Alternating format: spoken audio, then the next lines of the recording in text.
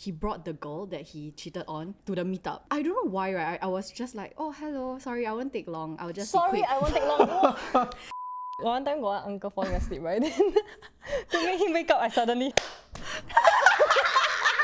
what the heck? Why you all like that? I Just don't tell know, him I like, don't know uncle, how you to- okay? No, I'm you're not okay. scared. Stop. Then I'll get out. Okay, now my default, right, is I pretend to be pregnant.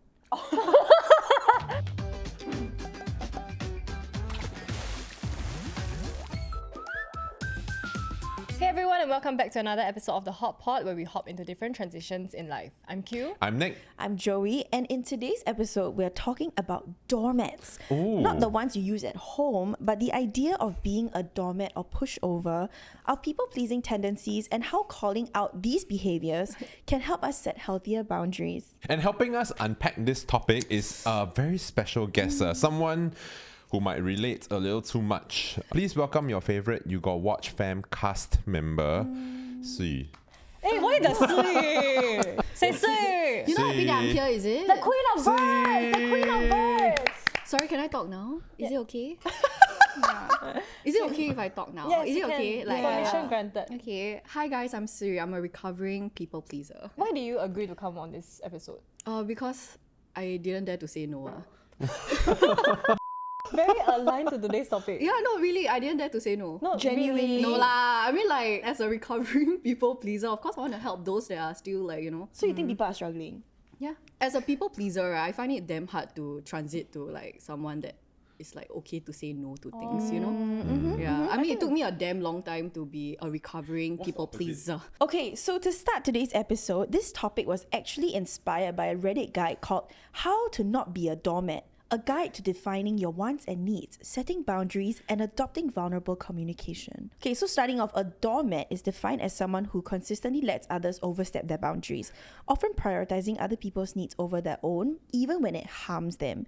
At its core, this behavior is driven by fear and control, being nice out of fear of how other people might react, while simultaneously trying to manage or control those reactions by keeping the peace. Damn. So you relate to this definition? Yeah, actually. No, actually, I don't really see Siyu as a pushover. Yeah, I correct. don't see you as a doormat, you know. I see you more as like a broom. Like another household object. Understand. Like Right she now, will I'm, sweep the things under the rug. No, but I realize at work, I don't really show my people pleasing side. But to friends, right, I will okay to everything. Okay, but based on our impression of Siyu after 2 years of knowing her, Yeah. I've never ever felt that. I feel like you have people-pleasing Tendencies. tendencies, but when we met you, you were already... Recovering. Yeah. Because you will say things like, I feel bad, but I I'm not going to. I Yes. shouldn't. Your first voice is still people-pleasing, but your second voice is becoming stronger. Understand? Yeah. Yeah. I always need someone like at the back of my head, right? This like alter ego, right, to kind of like pull me back, like, "Hey Siri, don't do this," kind of thing. But like subconsciously, I will always like, yeah, okay, you know. As in, I feel your tendency is to make sure that everything is smooth and everyone is comfortable. But I don't get that it is at the expense of yourself. Because offset, sometimes when the cameras cut and we're still talking, right? Then we might say things that might be people pleasing. They'll be like, don't care them. I think it's easier for me to tell other people not to do it than for me to do it myself. Like if you met me like I think 5-6 years ago, right? Like I was so much worse than this, you know. Like I've people pleased to this point that I don't even know what I want and what I don't want anymore. Like I've always been like living for others, like always like, you know, wanting to like accommodate to their needs and everything. But then in the end, like I don't even know like what do I actually want. There are apparently 3 different types of doormats. The first one is the outright manipulator, someone who weaponizes being nice or sweet, offering kindness with the expectation that it will earn them compliance or favors. This creates a transactional dynamic rooted in obligation. They're often hard to spot because their behavior reads as conventionally kind. Ooh, so they're a bit like gaslighty. Weaponized. Yeah. Then the next type, the people pleaser, the hallmark of a people pleaser is a deep aversion to conflict. They avoid speaking up even when something bothers them, choosing to suppress their feelings to keep the peace. Over time, this build-up can push them past their limit, leading to an outburst that seems to come out of nowhere. This is the basic level of like tier Or one, like level tier, one, tier right? one, Yeah. tier one. This is the basic bitch doormat. This next one actually is me. So the fawning is a response often developed through experiences of trauma or abandonment. By sidelining their own needs and prioritizing others, they learn to maintain safety or connection, believing that this is what keeps people from leaving. So it is very driven by, okay, if I do this, I sacrifice this, but it guarantees that they will stay, right? Then it's worth it. So I'll do it. Okay, so actually what are your initial thoughts or reactions to these definitions, and which one of these three types stand out most to each of you and why? For the sake of this conversation, actually people pleasing is then a subset of being a doormat. Because not all of these are people pleasers. Based on the guide that we are looking at now, right? They are all doormats. Yeah. But what kind of doormat are you? Are you a people pleasing doormat? I feel like we are not big people pleasers. Like maybe we are peacemakers, but not people pleasers. Because by definition, right, you have to be adverse to conflict and you will suppress your feelings. Like in a group discussion, if someone else were to say something to hurt any of us, I think we'll be like, that's a bit much. Like we would just immediately have that reaction, be like, I don't think we should say that. But a people pleaser would be like, okay, don't say it. When I first started dating, especially, like I realized I was the fawn also. You know, like first love and everything. Then you always like threaten, hey, I break up with you, that kind of shit. Then after that, when I always like disregard my needs, right, to accommodate to his needs, then I realized he will stay. So that was like, I feel like the root of the problem. I debunked this with my therapist like the other day also. Then slowly I realized that actually people pleasing has a lot of advantage. Not so much about like being worried about whether this person will stay in my life or not, but more of like keeping the peace of this situation, of the whatever situation we are in lah. But have you ever met someone who is an outright manipulator? Wow, yes. Like especially those with a bit more money, right, in school. Then they will like threaten, I buy you like cookies. Then after that you don't unfriend me, that kind.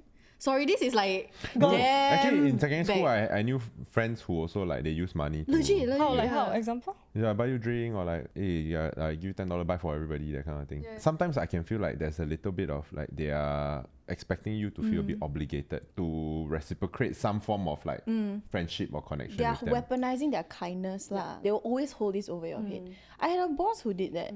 That boss basically gave me money for my pet surgery, and then when I decided to negotiate for better pay, then she brought it up and was like, remember your dog needed help, I helped you, how can you do this to me? And then I remember thinking like, a kind action will never like expect something in return, and inherently that means that wasn't kind, because the fact that you can bring that up means that it was done to hold over someone's head. But actually some relationships are like that, right? Like those toxic relationships Correct. where they're always keeping score. Hey, that time I did this for you, then you never do this for me. Like you must give something back. Yeah. So the story that I remembered, right, was with my first ex. with my first like I didn't know he was keeping scores of everything that he bought for me, everything that he did, until like when we were breaking up, right? And then he suddenly brought up everything. Like, hey, remember last time I went to your place and then I brought dinner for you when you were sad? I'm just like, isn't that basic, like the bare minimum? Like, what the heck? Like, remember when I treated you for this? I'm just like, I also got treat him back, that kind of thing. Like, why you suddenly bring all of this up? It's always the kind, right, that will like ask back for their gifts after the end of the relationship. What? That means like their intentions from the start is not genuine already. A gift is a gift. Actually, With, this like, kind is intention also of, like overlapping with love bombing a bit, right? A bit, Because Gaslighting also. yeah, the acts of kindness or love is like for control. Then when they don't have that control anymore, then But as in like, what do you want to do with the gift? Sell on Carousel, is it? probably. Some people would reuse the gifts for the next girlfriend. Oh wait, okay, wait, what the hell? Yeah, like some people reuse their engagement ring, right? Wait, you all never see this before on Yes, TikTok? engagement ring, yes. I think that's not as bad as like, okay, the iPhone that I gave you, you go and like transfer. That's Or like, crazy. remember the speaker or laptop I gave you gift back? I think that's a bit intense. Actually, I'm very curious, this outright manipulator, why it falls under being a doormat. Because it is a fully in control gesture. Doormat means something of you is sacrificed. No, they intentionally position themselves as a doormat, and So then it's they're like a like, fake remember that time I was a doormat. doormat? Then they like self-victimize so that they can hold it against you. I hate Yeah, it's that. like a fake doormat. Like when you step on it, then you realize, actually this one not really doormat. It's a carpet. Yeah. Actually, as friends, right, should we be encouraging each other to be less of a people pleaser, or is that ultimately something that is very individual. You need to sort it out yourself and reflect. As in, I think with my friends, if they do identify themselves as people pleasers, right, I would always be encouraging them to stop. I'll bring up certain examples on how they can say no. But it links back to whether they're ready. It's a bit like, you know, when you break up, right, and then you cannot move on yet. But no one else can help you move on except yourself. Actually, I always like get involved when I see people bullying my friends. Like how? Either I speak up for them or I tell them they need to speak up lah. But then I feel like sometimes is it also because if I keep speaking up for them, then they never learn They to speak don't up for learn how themselves. to. Yeah. Actually, I think ironically, it's becoming a thing where people think that it's a good thing to be a people pleaser and it's like something to be proud of. But ironically, when you are a chronic people pleaser, you are not kind to yourself. And there's a bit of loss of self-respect there. But I think people confuse it for being nice. Like, being a people pleaser doesn't mean that you love peace. I think it means you are afraid of conflict. I don't know if you see skits on TikTok, they'll be like, trying to talk to a people pleaser. Then everything they say, they keep changing their mind, whatever you say. And then the comments are always, actually it is that deep. Like, I've had to drop friends because when I tell them something, they don't tell me when they believe I'm wrong. I don't really know what they think. And then they might go to someone else and agree the opposite. Then you don't know who you're truly friends with. Actually, Lynette recently told me that back then she had a bit of people-pleasing tendencies and I was the person that called her out for it. The way I call her out is not like, hey, you shouldn't be doing this. Yeah. But she tells me an instance where people are demanding things of her or like they're unreasonable. I'll say, just say no. And then recently, I think she has learned that lah. And I think she also mentioned that she appreciates that I'm one of the most honest friends for her. But I feel like not everyone wants an honest friend. Actually, Isaac got called me out before. There was one time we were having a discussion and I was like literally like, oh yeah. Then after that, suddenly I agree on something else again. After the whole discussion and everything that when we all left, right, he was like, sometimes I'm rooting for you, you know. Like I believe you got your own take on like this situation. Like it's okay to just like say it. Instead of making sure that everyone's happy. Yeah, correct. He kind of realized that I was always trying to keep the peace of the group. I realize I do this a lot when, especially if it's like a new group, like a new group of friends that I'm not familiar with. So I don't know like what are their boundaries and what are their like thresholds. So I always tend to do that lah. Wow, I always test the boundaries. Oh yeah, you try out. Example, I just met you. Go into a new group, then you make an inappropriate joke. Okay, like example. Hi, cannot, yeah, it's I'm okay. Siyu by the way. That's not appropriate. Huh? I'm just introducing myself. How is that not appropriate? I'm Nick. Okay, well, this one is just straight up a No, he'll ask, hey, what do y'all think of this person? Oh yes, he will do that. Then they'll be like, actually, then he, actually. I also. Yeah. Okay, actually, right, then talking about the font, what's the difference between being just like you are super attuned to someone's needs and being a font? Sometimes you are more sensitive to other people's needs because you've learned that it is your responsibility to manage this. I think a lot of people can be like, yeah, I can sense that this person's a bit sensitive.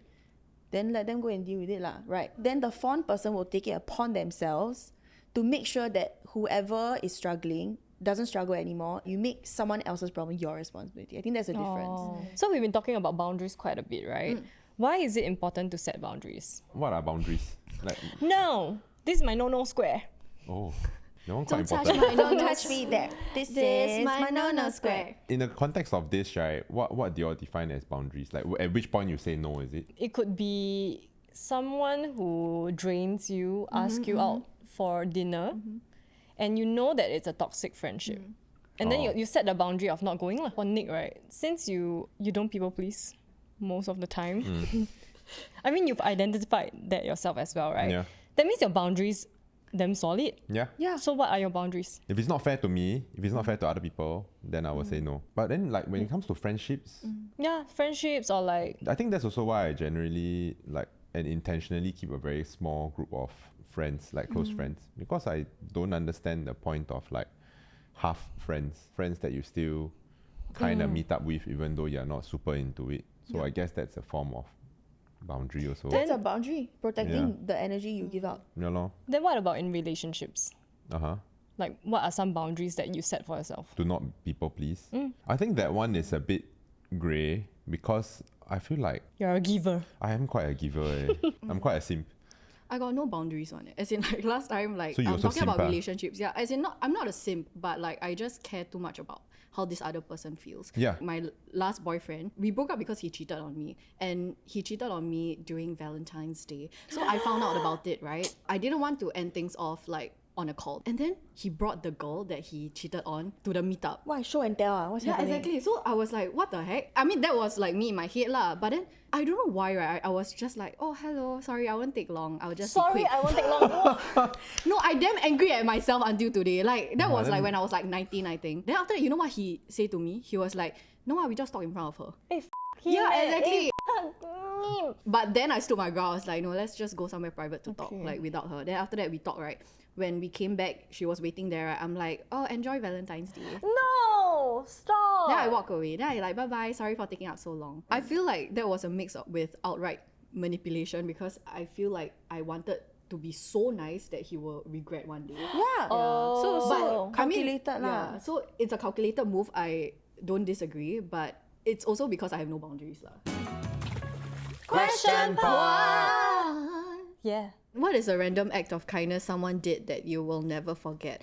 I was on a Grab the other day and I was crying because something happened. After I got the call, right, like when we reached the destination already, she sat me down and she was like, are you open to have a conversation? Because I went through the same situation as you did, and I would like to give you some advice if you're open to it. And like we sat in the Grab for I think close to an hour. Wow. It was 1 hour of her time. She was still on the clock working.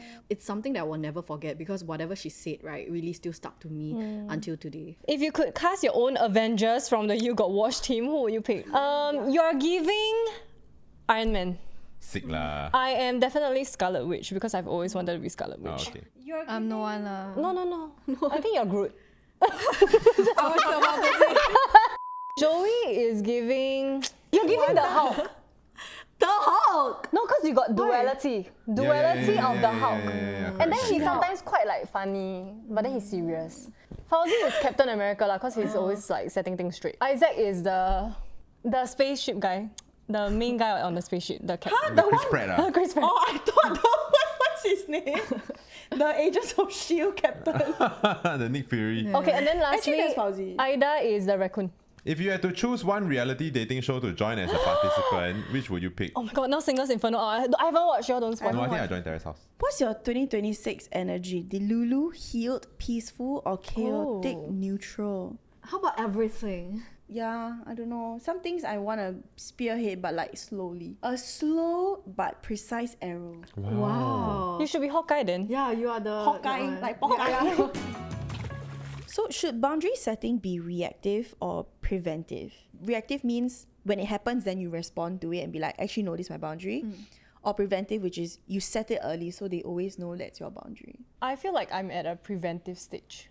Recently, I went on a trip and then there were circumstances or situations where I felt like I would be uncomfortable. And that's where I decided I won't join for certain dinners, for example, or certain gatherings. But I think it also depends on how self-aware you are. Because sometimes you don't even realize that this is something that makes you feel a certain way until you are actually experiencing Yeah, it. you must feel it first, then you can then be a Then you learn, preventive. yeah. I think that the reactive is your first encounter with crossing Correct. that boundary or that boundary being at risk. So your immediate instinctive reaction during reactive, right? That to me actually informs whether you are a real people pleaser or Correct. not. In that moment, when you don't have a lot of time to think about it, right? Your default response is to just be like, okay, never mind, it's okay, just chill out. Yeah. Like just keep the peace, don't need to say anything, then you are Yeah. people pleaser lah. Literally that day I was in the salon, right? And like, you know, when they straighten my hair, then sometimes the straightener will burn your ear. I saw that she was new and her manager was like looking at her. Then I was like, never mind, just tahan. Oh my god, I literally you kena tahan, burn and then eh. my whole I told her already. Like I was like, sorry, it's a bit painful here, like on my ear. Cause like if I complain, then obviously the manager will hear, right? Then after that I was like, never mind, just tahan. I walk out of the salon, right? My whole ear reads. During that moment when she burned my ear, right? The first time I was like, okay, you need to tell her the next time she does it. Like that was me trying to set a boundary, right? And then when that thing happens again, I don't act on it. I was like, okay, if I tahan once, I can tahan one more time. I feel like it's very tricky, right? When it is a service-based situation. So like where your fate is in their hands, where it's a server, a hairdresser, manicurist, like beauty, or when you're in a car and the uncle keeps like doing that. I was just thinking of that. Whether you all will say or not. So I confirm say. I always feel like I struggle, but then the fact is, right, usual people pleasers will see it as me asking you to do that makes me the asshole. Whereas someone else, if you just look at it, right, I'm having a service, that's fair to ask, right? You're going there for a service, you're telling them what you want, right? But you see it as I'm telling you to do your job properly. Okay, he just now said that if the uncle keeps on break, right, he will say. How will you say? Uncle, don't drive like that. Huh? I want to vomit. But then, okay, Well, for me, I don't have a say, license, right? Then I scared later he asked me, do you have a license? If I don't have a license, then why you Just tell him, comment if so I have much about license, I my- take your car for what? But my worry is then they start driving recklessly to quickly end the ride. Then my life is in danger. Then say again lah. Uncle, you're driving too fast. No, but like, it's very dangerous. Like, what if he suddenly speed up? Yeah. And then, like, he might get into a car accident. I'm always very scared for my life. Me too. Okay, now my default, right, is I pretend to be pregnant. Oh my god, your dream. So, The previous episode, so she when said she they're was like that, pregnant. right, I'll say, Uncle, I'm so sorry, or like, I'm pregnant, like I'm really very Why sensitive. why No, need? because I feel like if I don't, I might be seen as a bossy girl. It sucks, no, 100%, fully aware this is your job, but it's not as simple. If I get assigned a driver below 4.7 star, I cancel. Yeah, he always does that. But I feel bad. What if like they are like 70, 80 years old? Then Like, they shouldn't I be got a driving. Oh, but what if No they, shouting, that's their- please. yeah. Then they shouldn't be driving. No, no. I've reached the time of my life where I value my life more. I care about my family members losing me to a car Understand, crash that could have been prevented if I say something. So there was once a lady was falling asleep, right? Then I said like, excuse me, do you need to stop the car? Like, because it's getting dangerous. I don't mind getting out and walking. Like, legit, I don't want to die. Then she told me, right, actually recently she fell. So I think it was a long-term concussion thing. Then I'm like, Auntie, stop driving because you might kill somebody. One time got one uncle falling asleep, right? Then to make him wake up, I suddenly... No, I just decided, right? Let me like I just like... Wait, what the heck? Why you all like that? I Just don't tell know, him I like, don't know Uncle, how you to- okay now? I'm You're not okay, scared. stop. Then I'll get out. I don't know. I think this was like when I was younger, so I don't dare to say anything. So I just like... No, I also don't know. No, like, wait, why is the falling asleep on the Grab like happening to all of us? Okay, wait. So actually, in this case, do you think that gender plays a part? I think so. I think that like I got privilege. Yeah. And I've seen this at work also, where my female co-workers or colleagues or even peers, right, they have to navigate like certain conflicts and all that very differently. So I really respect like women who can navigate these sort of situations. Because if I'm not happy with something, right, I will just whack and then You guys actually talked about it on Men Explain. Yeah. Yeah. So check out the episode. Okay, on the flip side, right, how should we respond when you can feel that someone is setting a boundary with you, like against you? You just accept. Just accept. lor. No need to talk about it, is it? If you can sense it, but you don't understand why, you can possibly have a conversation with them to ask them, was it something that I did, or like was there a shift in our friendship that's why you're setting this boundary with me? Then if you know about it, then accept it, and then hopefully you move past it and it will kind of like fizzle away, like this tension, awkward situation will fizzle away. So that would be how I react to it. I realized this as I was growing up, right? Because like I have friends for over like 10 plus years, right? We've literally like seen each other grow, and like when we reach like I think like 24, 25, right? We started setting more boundaries. Like at 9 p.m, we will be like, okay, I think that's it. We gotta go home right now. Like, I don't think I can stay any longer. And I think like it kind of progresses as we grow older. We know what are each other's needs and like priorities because we both have work and everything, right? So I think, I think understanding why this person set this certain boundary is important also lah. Do you guys find it hard to respect someone's boundary if you disagree with it? Last time when I loved drinking, and I drink a lot, Oh, you do. in my early 20s, then people would say they want to leave at 9 o'clock to go home. I think in hindsight, obviously, I was a little bitch lah, but I probably said like, hey, y'all don't go home, like have more fun. Yeah, I mean, yeah. stay and like have fun with us. Yeah. But they clearly were uncomfortable. They want to go home because they're tired. Back then, I didn't understand it and I'll voice it out. But I think these days, I think it comes with age lah. After a while, you're just like, okay, you live your life or. Now you're the one that leave early. Oh my god, it's Yeah, me. I know, right? I leave early. I don't want to come out. No, you can tell when Q wants to leave already. Like She's she like, was- guys, sorry, I cannot. No, then, I go but she already. was soft launch it. She was just suddenly like quiet. Then she will start using her phone. Then especially when she opened her Grab app, like She in like, the guys, I middle say of the first, dinner, yeah. and suddenly like, hey, why you on Grab? Now that we've discussed the guidelines on setting healthy boundaries, let's put it in practice by applying this to some classic Reddit scenarios. Okay, this is on setting boundaries with family. I'm 28F, partner, who is 37, male, of over a year, is a kind, devoted, loving and walking green flag. We're planning to marry, but not sure whether we want to live literally next door to his parents or elsewhere. Context: he has never been married and lived with his parents all his life. He works from home and has been running his own company for over a decade, but his parents seem to conflate working from home with my son lives in my house. Therefore, he is at my beck and call all day. In contrast, his brother, who is married with kids, does not live with his parents, also largely works from home, isn't expected to do even a fraction of what my partner has to do. Just because their parents perceive the older son as being, quote, busy with work and has kids, unquote, why do they respect their older son's time and not my partner's? It's just very unfair. He tends to rush to appease, give in, or fawn when faced with interpersonal conflict.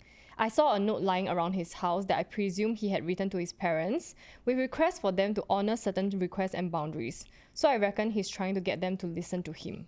Actually, it seems a bit premature, right? Because she's comparing with the older brother who is already like in a different phase of life, like staying in his own place and has kids. She's auto assuming the worst case scenario already for when they move out. And then actually the fact that he had written that note already with those boundaries, I feel like that is a step in the correct direction already. So this seems a bit premature, assume worst case scenario. I think setting boundaries is always very grey when it is not your family. Already as is in an Asian household setting, setting boundaries within your family is also quite frowned upon. So if your elder says something to you that is offensive, you can't really speak up. The worst you can do is react actually sometimes. To them they say that's rude. Or if you just say like, no, I disagree, also that's rude. So you're supposed to just quietly take it.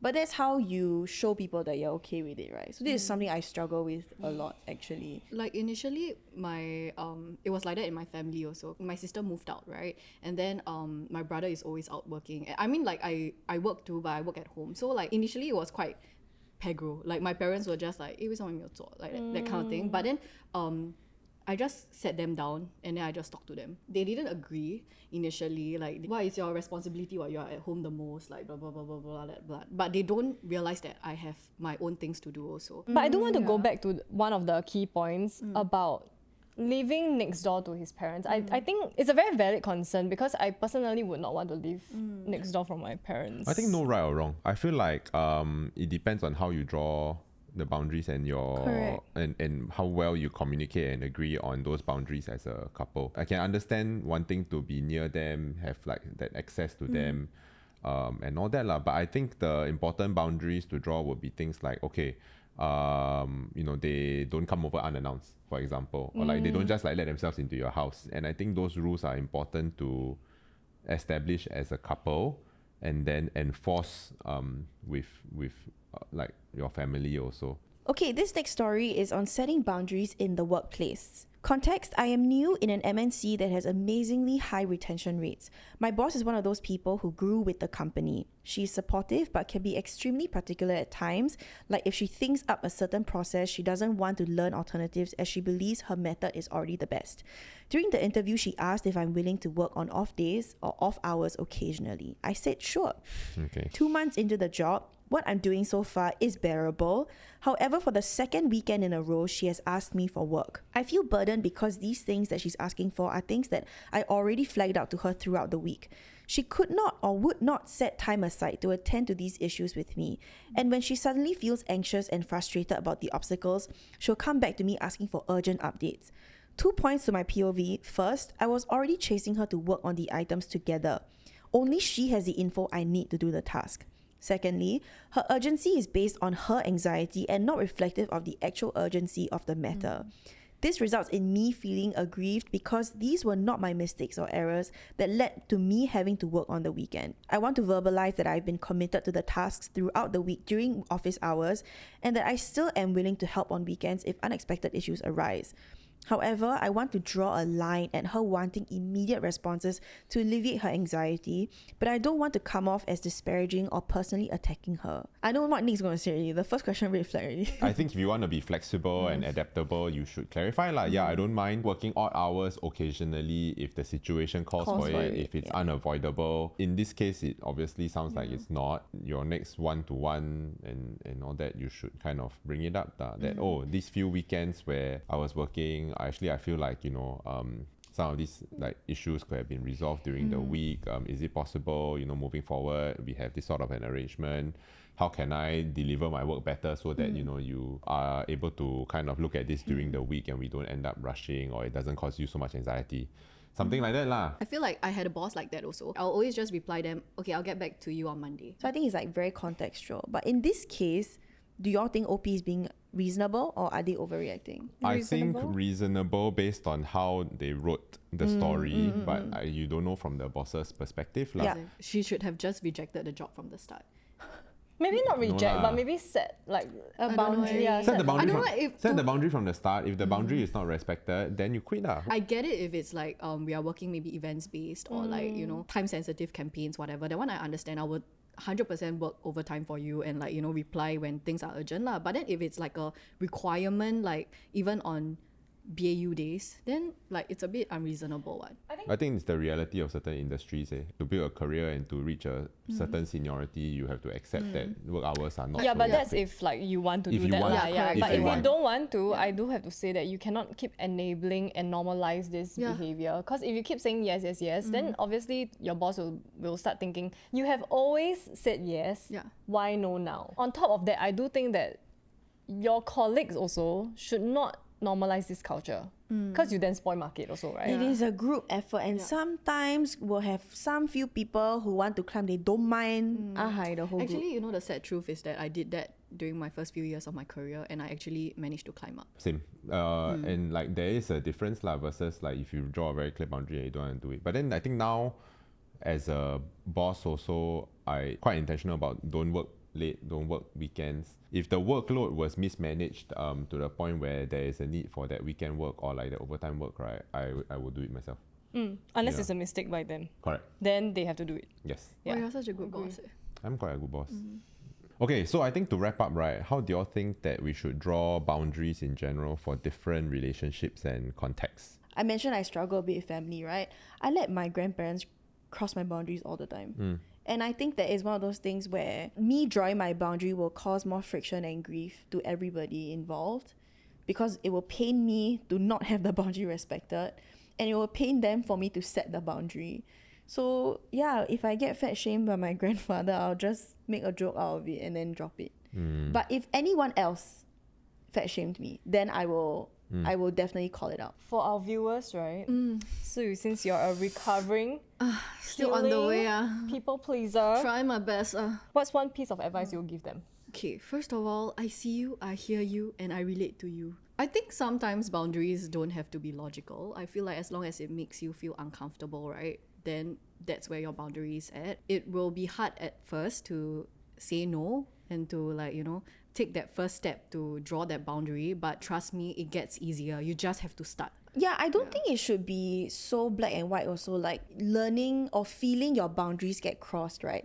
Helps making setting it the next time easier, because you know what you don't want to feel. You gotta fail to succeed. Correct. You don't want to force yourself into saying no and then you feel like an asshole the whole week. And then you don't really see the benefit of it also. Take your time with it. There's no hard and fast rule. Everyone's boundaries are so different. And what is easy for you might be difficult for other people, and it doesn't need to be the same. We have different boundaries. Thank you so much for joining us on The Hot Pot. You can also listen to our podcast on Spotify, Apple Podcasts, and Me Listen. And subscribe to our channel if you haven't already. And of course, a big thank you to the Queen of Birds, the recovering people pleaser, the beautiful Siyu. Yay. So I'm going to try to draw the boundary right now. I'm leaving the set right now. Thanks for your time. Okay. Very new energy. Hot Pot don't do this kind We of thing. also need to draw boundary with the guests, apparently. She needs to do the code red exit. Yeah, that's why. Evidently, we need to draw boundaries with our guests also. I'm joking. I love you guys. And if you relate to any of the experiences we talked about today, let us know in the comments below, or how you think you will do anything different. And we'll see you in the comments below. Bye. Bye. Especially when I first started dating, right? I was the fawn. I realized. Hey, the font The sounds very, font.com. the font sounds very sexy. Yeah, I was Comic Sans. Then I became italic. Italic. Okay, wait. Italicized. Italicized. Okay.